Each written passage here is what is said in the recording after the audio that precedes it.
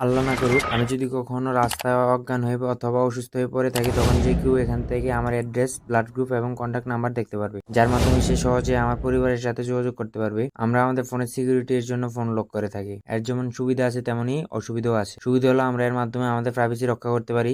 অসুবিধা হলো আপনি যদি কখনো কোথাও ঘুরতে গিয়ে হঠাৎ অসুস্থ হয়ে রাস্তা অথবা কোথাও পড়ে গেলেন, এমন অবস্থায় কেউ যদি আপনার সাহায্য করতে যায়, তাহলে সে আপনার মোবাইল ফোনের প্রয়োজন হবে।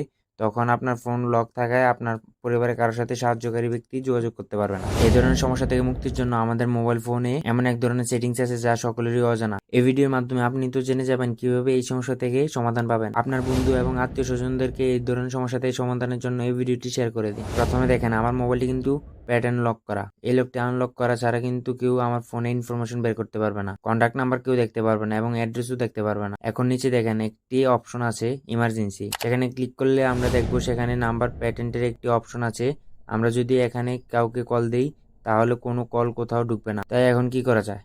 এখন ইমার্জেন্সি ইনফরমেশন একটি অপশন দেখতে পাচ্ছেন, ছোট করে আন্ডারলাইন দেওয়া আছে, সেখানে ডাবল ক্লিক করতে হবে। এখানে ডাবল ক্লিক করার পর সাথে সাথে আমরা দেখতে পাচ্ছি এখানে আমার ছবি, আমার নাম্বার, আমার ঠিকানা এবং আমার রক্তের গ্রুপ ও পাশের কন্ট্যাক্ট অপশনে আমার পরিবারের সদস্যদের নাম্বারগুলো দেওয়া আছে। এই কাজটি সম্পর্কে আমরা কিন্তু অনেকে জানি না। এই কাজটি যদি আপনি করে রাখেন তাহলে যে কোনো সময় আপনি যদি অসুস্থ হয়ে বা সেন্সলেস হয়ে রাস্তায় পড়ে থাকেন, যে কোনো সাহায্যকারী ব্যক্তি আপনার এই কন্ট্যাক্ট নাম্বার এবং ইনফরমেশনের মাধ্যমে আপনাকে সাহায্য সহযোগিতা করতে পারবে। এখন কথা হলো এই ইনফরমেশনগুলো মোবাইলে কিভাবে সেট করব। চলুন এই ইনফরমেশনগুলো এখন সেট করা যাক। প্রথমে আমরা আমাদের ফোনের সেটিংসে চলে যাব, তারপর নিচের দিকে একটু স্ক্রল করে চলে আসব সেফটি অ্যান্ড ইমার্জেন্সি অপশনে। সেই অপশনটি ক্লিক করে আমরা দেখতে পাবো মেডিকেল ইনফরমেশন, এই অপশনটি ক্লিক করব। এখন এখানে সবার প্রথমে আপনাদের নামটি দিয়ে দিবেন এবং ছবিও অ্যাড করে দিতে পারেন। তারপর নিচে অ্যাড্রেসে আপনার অ্যাড্রেস অথবা ঠিকানা দিয়ে দিবেন। তারপর নিচে ব্লাড গ্রুপে আপনার ব্লাড গ্রুপটি সিলেক্ট করে দিবেন। আপনি যদি আরো কিছু ইনফরমেশন দিতে চান তাহলে আপনি অ্যাড ইনফরমেশন ক্লিক করে আর বিভিন্ন ধরনের ইনফরমেশন দিতে পারবেন। তারপর নিচের ইমার্জেন্সি কন্ট্যাক্টে